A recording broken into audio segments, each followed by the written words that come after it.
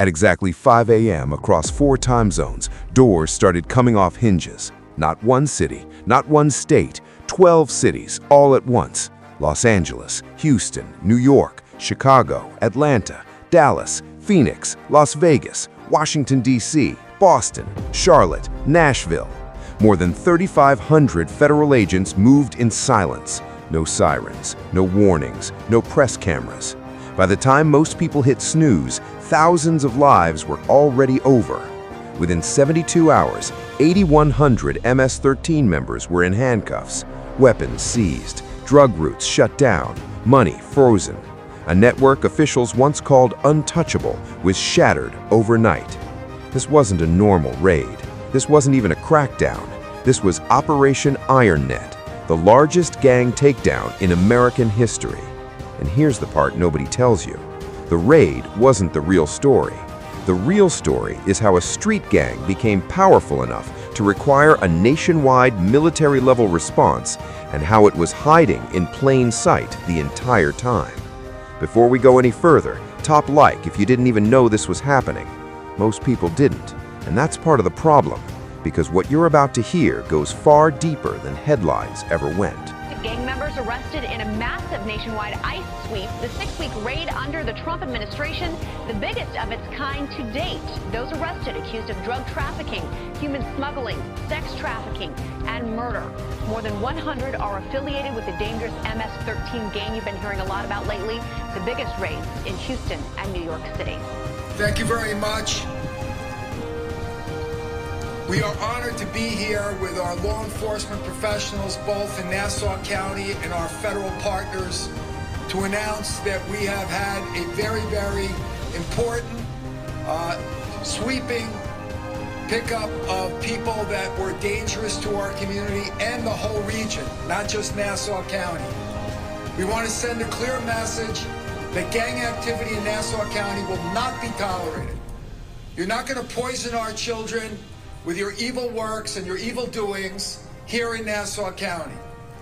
So to that end, Commissioner Ryder, District Attorney Ann Donnelly, our federal partners in ICE, we got together over the last week and we had a very intensive search for people who were involved in gang activity and committing crimes. We're talking about people who have been in gangs for quite some time. They've engaged in illegal activity, including attempted murder, rape, all kinds of felonies, including human trafficking of women and young girls.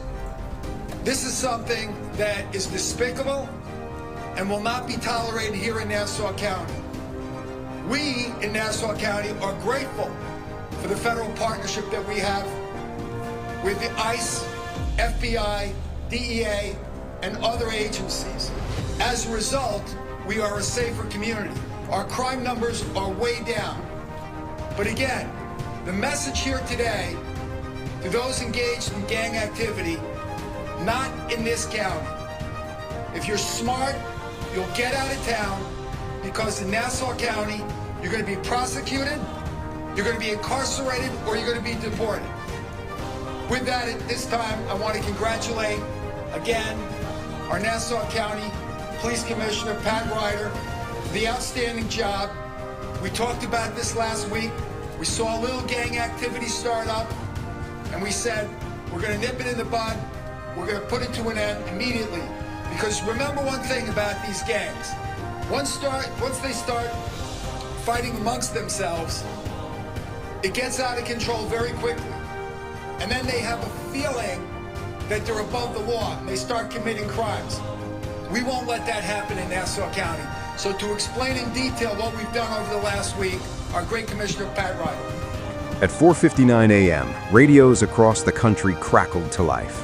One word: execute. In Los Angeles, 680 agents hit 340 locations. In Houston, 420 agents moved on 187 targets. In New York, 520 agents flooded 246 sites. Doors were breached. Phones were grabbed mid-buzz. People were pulled from beds without knowing the rest of their network was already gone. This wasn't chaos. It was surgical. Every target had been mapped. every role identified, every escape route closed before it existed. By sunrise, entire command structures had vanished. And that's when people started asking the wrong question. How did they catch so many at once? That question misses the point. The real question is why it took years of silence before this night ever happened. Because federal agencies weren't chasing MS-13, they were studying it. And what they discovered changed everything. Before we keep going, comment the city or country you're watching from. You might be closer to this story than you think. Good morning, everybody. So I'm going to start you back on August 9th. On August 9th, we had a home invasion with an 18th Street and MS-13 against each other, and it was one person shot during that home invasion. We then, on the same evening, we had a stabbing, both again, gang on gang, 18th Street, MS-13. And then on the 12th, we had a shooting, gang on gang, 18th Street, again, with MS-13. So we answered back on the 13th. This is like playing whack-a-mole. You poke your head up, we're gonna knock it back down. So on the 13th, we rolled out our BSO, our CERT, our gang, our COPE, our partners from ICE, and we went out and we did enforcement on the gangs. 10 total arrests on the 13th, 4 were 18th Street, 2 were MS-13, 9 were released on desk appearance tickets and transferred to ICE custody. 1 was a juvenile returned to the family.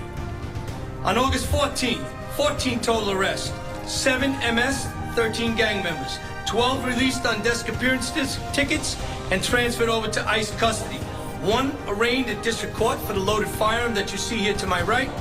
1 was unable to be verified. He was released with a DAT. On Friday the 15th, 9 total arrests, 5 MS-13 gang members, 7 being released on desk appearance tickets, transferred over to ICE. 2 to be arraigned at district court for attempted robbery. The arrest summary on the 17th, there was a total of 9 total arrests, 1 18th Street gang member, 2 Trinitario gang members, 6 released on and transferred over to ICE, and 3 were to be arraigned in district court. So in total, we had 42 arrests over the 4 days, 25 were gang members. Of the 42, 28 were transferred over to ICE and released. MS-13 didn't start as a monster, it started as survival. In the 1980s, Los Angeles became home to thousands of Salvadoran immigrants fleeing civil war. They arrived with nothing, no protection, no community. Local gangs saw easy targets, so they formed their own. At first, MS-13 was small, brutal, yes, but local, unorganized, reactive. For decades, law enforcement understood them: loose cliques, predictable violence, limited reach. By the early 2000s, they had around 10,000 members, mostly spread across California, Texas, and the East Coast. Dangerous, but contained. Then something changed. Around 2018, investigators noticed a shift that didn't make sense. Violence became disciplined. Territory expanded simultaneously. Money flows multiplied overnight. Street gangs don't evolve like that unless someone is guiding them. And that's when federal analysts started asking a terrifying question. What if MS-13 didn't grow? What if it was absorbed? And once you understand who absorbed them, the rest of this story locks into place. If this is already hitting different than what you've heard before, hit subscribe. This channel doesn't skim, we go all the way in. In 2021, an MS-13 member was arrested in Atlanta for murder. Facing life, he made a choice. He talked. What he told investigators flipped the entire board. MS-13 wasn't independent anymore. It had been taken over. The Jalisco New Generation Cartel, CJNG, had been expanding aggressively inside Mexico. But the U.S. was different. Borders, surveillance, federal pressure. They needed boots on the ground that already existed. MS-13 was perfect. They controlled neighborhoods. They ruled through fear. They recruited vulnerable teens who wanted protection, belonging, or just to feel safe. CJNG approached MS-13 leadership with a choice that wasn't really a choice. Distribute our product, enforce our territory, follow our orders, or disappear. MS-13 didn't fight back, they folded. Overnight, cliques became cells. Cells answered to regional directors. Directors reported straight to cartel handlers in Mexico. Street soldiers weren't just gang members anymore. They were part of an international supply chain. And the scariest part? Most of them didn't even know it. And that's when the FBI realized they weren't dealing with gangs anymore.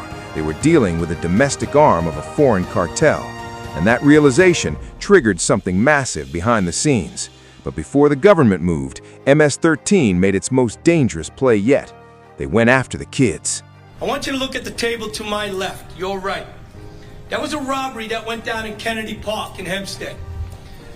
4 MS-13 guys confronted a kid who suffered from a little cognitive issues. They confronted him as he was an 18th Street gang member. The kid was not. They got out of the car, they tried to rob him, they hacked him with a machete, and the kid ran. This kid ran from Kennedy Park to the border of Roosevelt, being chased by a car with 4 MS-13 guys, 2 on foot, 2 in the car, chased him until he finally got away down in Roosevelt. Later on that evening, we captured 2 of the 4, and we will get the other 2, I promise you that. They got radios in the car, they got masks in the car, they got gloves in the car, they got machetes, they got cameras. I'm gonna take you back to 2017 when MS-13 was killing gang members, other gang members, or those who refused to join the gang. And you remember we covered about 9 bodies buried throughout Nassau County, all been hacked up, decapitated, and buried in shallow graves. That was going to happen to this kid.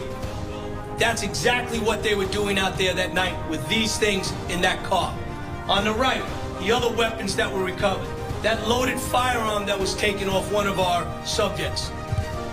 You heard the county exec, it's very clear. County Exec Blakeman has no tolerance for this. And we deal on the phone 24 hours a day discussing this. What's the response? They saw our response. The response will continue. If they try to bring up any retaliation in the gang world, we will be there to answer it. Our gang unit did an outstanding job going out there and doing the enforcement, backed up by BSO, CERT, and COPE. And then, of course, our power comes in when we have ICE. These gang members here in this country, illegal, committing these crimes. We promised in the beginning that we were going to go after the worst of the worst. You're looking at it on the screen. That is the worst of the worst, and we're not done yet. Maria Rodriguez didn't hear warning sirens. She heard silence. Her 15-year-old son, Miguel, stopped coming home on time in Houston. Then came the changes: new clothes, a new phone, cash he couldn't explain, tattoos hidden under long sleeves, even in Texas heat. When she asked questions, Miguel had answers ready. Odd jobs, school fights, art. But Maria had seen this before. Back in El Salvador, her nephew went down the same road. MS-13 didn't kick in his door. They offered him safety. She begged Miguel to stop seeing the older boys. She threatened to send him back to family. Miguel didn't argue. He just said, "I can't leave, Mama. They own me now. If I try, they'll kill you." Maria was undocumented, worked 2 jobs, barely spoke English. Calling police felt more dangerous than staying silent, so she watched her son disappear. Here's what most people don't understand. MS-13 didn't recruit strong kids, they recruited scared ones. They didn't promise money, they promised protection. And once fear becomes loyalty, control is effortless. And while parents like Maria stayed quiet, the government was building something enormous. If this part hit you, leave a comment. Stories like this don't get told enough. Operation Iron Net didn't start with raids. It started with spreadsheets. A command center was established in Quantico, Virginia. FBI, ICE, Homeland Security Investigations, ATF, local task forces from 12 cities, every phone call logged, every money transfer tracked, every burner phone mapped. For 3 years, they watched MS-13 function like a corporation. Protection rackets, human trafficking, weapons smuggling, contract violence. Financial records revealed something staggering: $1.2 billion a year flowing through MS-13 controlled pipelines. Drugs alone told the story: 4.2 tons of fentanyl annually, 6 tons of meth, 3 tons of cocaine. This wasn't chaos, it was logistics. And the deeper investigators went, the clearer it became. If they arrested pieces, the network would adapt. So they planned something unheard of: take everything at once. And when the green light finally came, there was no turning back. Before the next section, if you're still here, tap like. You're part of a small percentage that makes it this far. The first week of February 2024 changed everything. At 5 a.m., agents moved simultaneously across 4 time zones. No leaks, no delays. Los Angeles fell first, then Houston, then New York. Within hours, MS-13 leadership structures collapsed. Within 72 hours, 8,100 arrests, $340 million in cash seized, 1,847 firearms recovered, many linked to cold cases stretching back years. Drugs stacked so high agents stopped counting in real time. Phones told an even darker story. Direct messages with cartel handlers, digital ledgers, hit lists, over 200 murders tied directly to MS-13 operations over 5 years. Veteran agents called it unprecedented. But the arrests created a problem nobody expected. Hundreds of those arrested were kids. And that's where the story stops being clean. Miguel was arrested 2 days later. He was 17, recruited at 15, facing federal charges. In court, Maria wrote that MS-13 gave her son the family and protection he couldn't find elsewhere, then destroyed his future. Prosecutors struggled. Were these kids criminals or casualties? Some had committed real violence. Others had been forced into roles they didn't understand. The system wasn't built for that kind of gray area. And here's the uncomfortable truth. Operation Iron Net worked, but it didn't fix what made MS-13 powerful: fear, isolation, poverty. Criminal networks adapt, they always do, and the next version won't look the same. If you believe cartel-backed gangs deserve exposure, hit like. If you care about keeping kids from being used as soldiers, share this video. And if you want more deep dives that don't pull punches, make sure you're subscribed. Because this fight isn't over. Not in 12 cities, not in America, and not anywhere. Fear still recruits faster than hope.